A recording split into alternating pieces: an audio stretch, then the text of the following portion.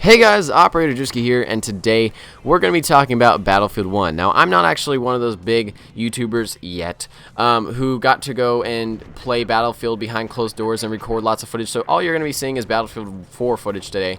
But I'm going to be kind of giving my thoughts over the Battlefield 4 footage, or Battlefield 1 footage, and also some articles that I read off of GameSpot and IGN that kind of describe the gun mechanics of Battlefield 1. If you actually want to go look over that pinpoint descriptions of those mechanics, you can go watch Level Cap, Jack Frags, or Matimio's videos. They go over it a lot better than I will today. I'm just going to be kind of going over my thoughts, what I think about it. A lot of people have asked me for Battlefield 1 coverage. I can't really give coverage if I don't have the game, nor can I play it. So this is my best bet of getting Battlefield 1 coverage to you guys, and that just kind of giving secondhand smoke to you guys. But that's the best I can do. So hopefully you guys enjoy. This is kind of my thoughts. So scout rifles, sniper rifles. You know how in Battlefield 4 you would shoot somebody at closer range and that would do more damage than it does at 50 meters or 100 meters or 300 meters. The bullet velocity would slow down, the damage would slow down because of that, and at longer distances, you would do less damage. So there's now a new sweet spot mechanic. Now, first of all, let me just say the velocity, overall bullet velocity in Battlefield 1 is much higher, so it's easier for people to hop into the scout sniper class and begin sniping and begin easily hitting targets. But there is a new kind of mastery tone to it, where there's a sweet spot per every rifle. So every rifle has a different sweet spot. One might be at 30 meters, one might be at 50. I don't really know the exact ranges, but they're probably longer than that.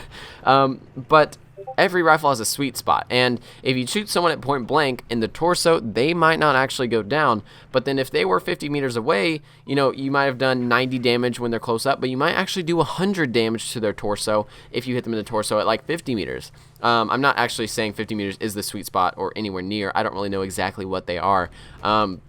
But my thoughts on this mechanic are that it's going to bring snipers away from camping on hills, and it's also going to bring snipers away from running through buildings, making them a little bit more balanced or more, I guess, aggressive of a player, but not too aggressive. Not too aggressive that they're going to be trying to run around in buildings really close to people. I think that scouts are going to be trying to get on towers above objectives, but not going all the way to the opposite side of the map and trying to get cross-map headshots.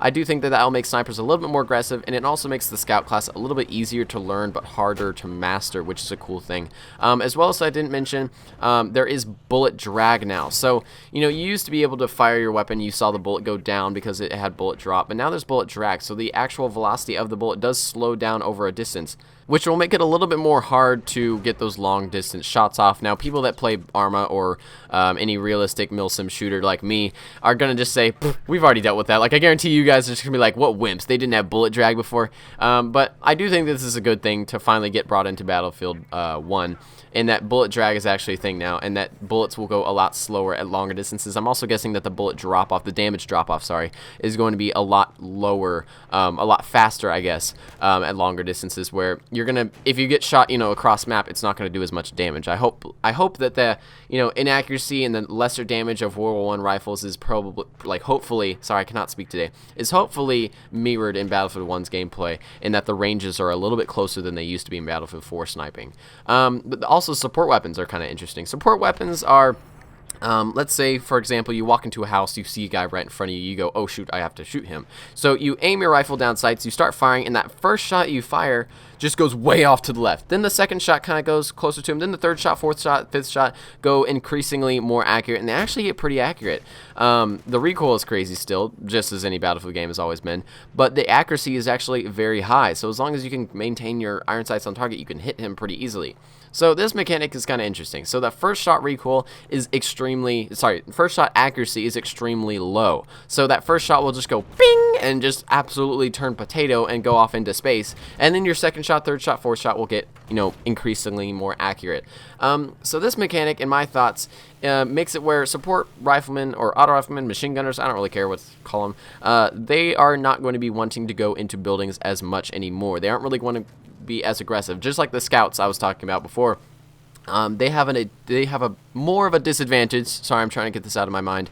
They have a more of a disadvantage when going into buildings because they have, first off, a lesser powerful DPS typed gun, as well as their accuracy is lesser within those like close quarter spaces for the first few shots, compared to a submachine gun, which just has a initial first shot recoil as usual, and then it has pretty much normal recoil after that. That's the only disadvantage that machine guns and submachine guns really have.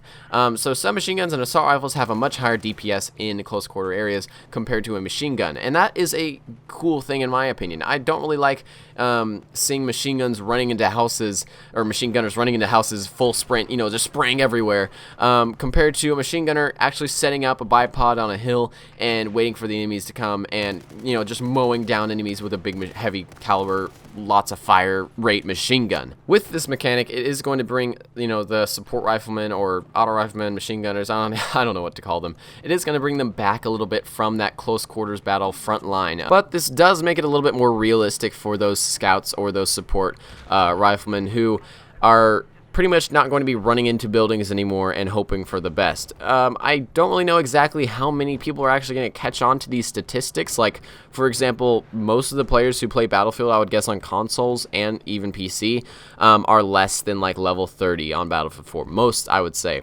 You know, they've put in less than 10 hours or 20 hours on the game. I don't really think that a normal person who doesn't really study the tactics and the weapon stats of Battlefield is really going to catch on. But hopefully, I mean, we've had these type of weapon mechanics before. You know, the first shot recoil on a M16A3 in Battlefield 4 is currently much higher than the second and third shot recoil on that burst fire of 3 rounds. So it's kind of interesting. You know, a lot of people didn't really know that until statistic things like what is it, that one website that shows like Simtic or some, I don't know what it is, that statistic website that shows the weapon recoil per shot of every gun and stuff. That site pretty much would show you exactly what it was. But most people don't go to those sites and really study it just to play a game like Battlefield. A lot of people, I don't know if they're really going to catch on to even the sweet spot aspect or all that junk.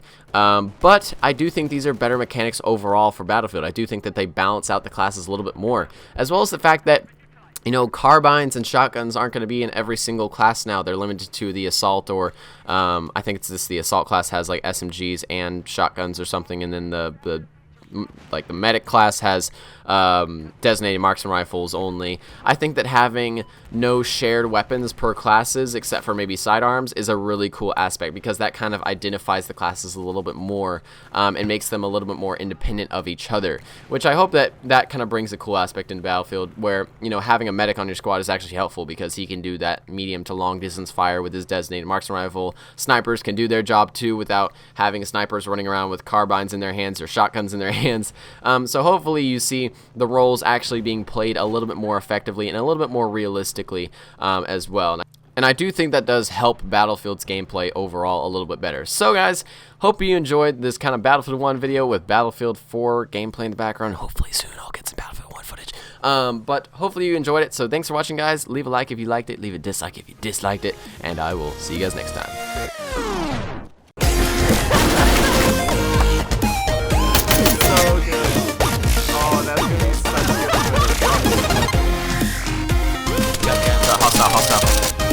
Oh, hello, Blake! We made it! No, this can't happen. No! Yeah, get him, buddy! Contact, man! 20! Oh my god! Look down! Oh god!